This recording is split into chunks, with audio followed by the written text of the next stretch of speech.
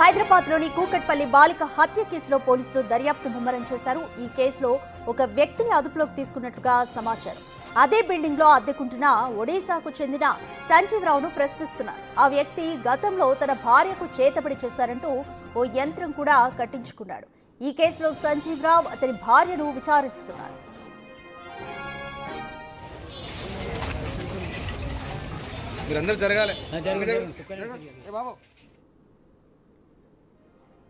More details మా ప్రతినిధి అనిల్ అందిస్తారు. రైట్ అనిల్, కూకట్పల్లిలో బాలిక హత్య కేసుకి సంబంధించి అదే బిల్డింగ్ లో అద్దెకుంటున్న ఒడిశాకు చెందిన సంజీవ్ రావు అతని భార్యను విచారిస్తున్నారు. సో వాళ్ళు ఎటువంటి సమాధానాలు పోలీసులకు చెప్తున్నారు? కూకట్పల్లి పోలీస్ స్టేషన్ పరిధిలో జరిగిన బాలిక హత్య కేసులో భాగంగా ప్రెజెంట్ పోలీసులు అయితే కేసు సంబంధించి దర్యాప్తు ముమ్మరం చేశారని చెప్పాలి.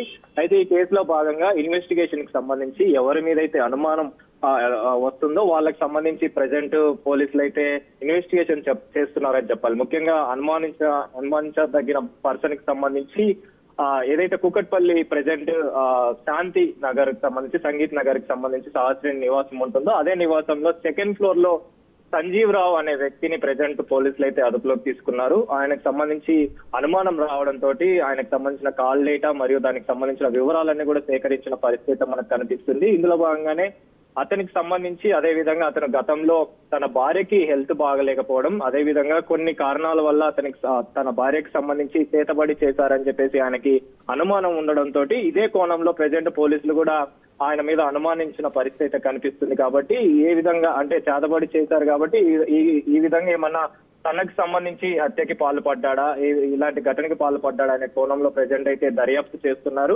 ఇందులో భాగంగానే అతన్ని అదుపులోకి తీసుకొని అదే విధంగా దర్యాప్తు చేస్తున్న పరిస్థితి కనిపిస్తుంది. అతనితో పాటు కూడా సరస్వతి, తన భార్యని సరస్వతిని కూడా అదుపులోకి తీసుకున్నారు.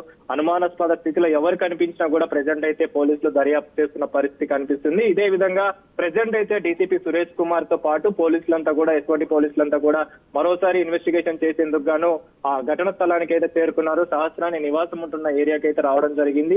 అదే ప్రాంతంలోని చుట్టూరు ప్రాంతాలు ఏవైతే పరిసర ప్రాంతాలు ఉన్నాయో ఆ పరిసర ప్రాంతాలని కూడా క్షుణ్ణంగా పరిశీలిస్తున్న పరిస్థితి మనకు కనిపిస్తుంది. చుట్టుపక్కల ఉన్న సీసీ ఫుటేజ్ ఆధారంగా కూడా ఆధారాలని సేకరిస్తున్న పరిస్థితి కనిపిస్తుంది. ఈ కేసుని ప్రెజెంట్ పోలీసులు అయితే ఛాలెంజింగ్ గా తీసుకున్నారు. ఖచ్చితంగా హంతకుడిని పట్టుకునేలాగా, నిందితుని పట్టుకునేలాగా అయితే 4 బృందాలుగా ప్రెజెంట్ ఆ గాలింపు చర్యలు అయితే కొనసాగుతున్నాయి. ఈ 4 బృందాలకు కూడా ప్రత్యేకంగా గాలింపు చర్యలు చేపడుతున్న పరిస్థితి మనకు కనిపిస్తుంది.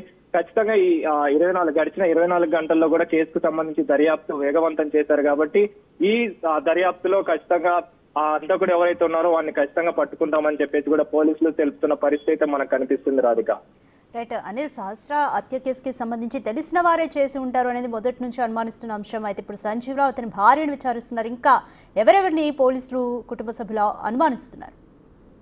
రాధిక, మీరు చెప్పినట్టుగా ఇప్పటి వరకు కూడా వాళ్ళు దర్యాప్తు చేస్తున్నది మొత్తం కూడా తెలిసిన వారే అని చెప్పేసి ప్రాథమికంగా ఒక నిర్ధారణకి అయితే వచ్చారు. అదే విధంగా కూడా దర్యాప్తు చేస్తున్న పరిస్థితి మనకు కనిపిస్తుంది. కాబట్టి ఇదే కోణంలో ప్రెజెంట్ ఈ సంజీవ్ రావుతో పాటు అదే విధంగా సరస్వతిని కూడా అనుమానించి అనుమానాస్పద స్థితిలోనే వాళ్ళిద్దరికి సంబంధించి కూడా దర్యాప్తు చేస్తున్నారు. అదే విధంగా చుట్టుపక్కల ఎవరైతే వ్యక్తులు ఉన్నారో, ముఖ్యంగా పరిసర ప్రాంతాలు, వీళ్ళకి పరిచయాలు ఉన్న వాళ్ళు, వీళ్ళకి గతంలో రేణుక మరియు కృష్ణ వీళ్ళిద్దరికి సంబంధాలతో ఎవరితోనైనా సంబంధాలు ఉన్నాయనే కోణంలో కూడా దర్యాప్తు చేస్తున్నారు. కాబట్టి వాళ్ళందరినీ కూడా ప్రెజెంట్ పోలీసులు అయితే విచారిస్తున్నారు. వాళ్ళకి సంబంధించిన వివరాలు కూడా సేకరిస్తున్న పరిస్థితి కనిపిస్తుంది. ఇందులో భాగంగానే నిన్నటి నుంచి కూడా ఏదైతే ఇన్వెస్టిగేషన్ జరుగుతుందో ఆ ఇన్వెస్టిగేషన్ లో భాగంగా ఈ రోజు కూడా మరోసారి డీసీపీ సురేష్ కుమార్ ఆ ఇన్వెస్టిగేషన్ కి సంబంధించి ఇంటి దగ్గరికి అయితే రావడం జరిగింది. దానికి సంబంధించిన ఆధారాలు కూడా సేకరిస్తున్న పరిస్థితి కనిపిస్తుంది. దీనికి సంబంధించి ఇప్పటికే తెలిసిన వారే ఈ ఘటనకి పాల్పడ్డట్టుగా పోలీసులు అనుమానిస్తున్నారు. కాబట్టి వాళ్ళ బంధువులకు సంబంధించి కూడా వివరాలు సేకరిస్తున్నట్టుగా కూడా తెలుస్తుంది. వాళ్ళ దగ్గర బంధువులు ఎవరైనా ఈ ఘటనకి పాల్పడ్డారా అనే కోణంలో కూడా దర్యాప్తు అయితే చేస్తున్నారు. కాబట్టి ఇది ఖచ్చితంగా తెలిసిన వారనేది వాళ్ళైతే ప్రాథమిక నిర్ధారణకైతే వచ్చారు. కాబట్టి ఇందులో భాగంగానే ప్రతి ఒక్కరిని కూడా ఎవరైతే అనుమానాస్పద స్థితిలో కనిపిస్తున్నారో వాళ్ళందరినీ కూడా ప్రెజెంట్ దర్యాప్తులో భాగంగా విచారిస్తున్న పరిస్థితి మనకు కనిపిస్తుంది. Radhika, thanks for the update Anil.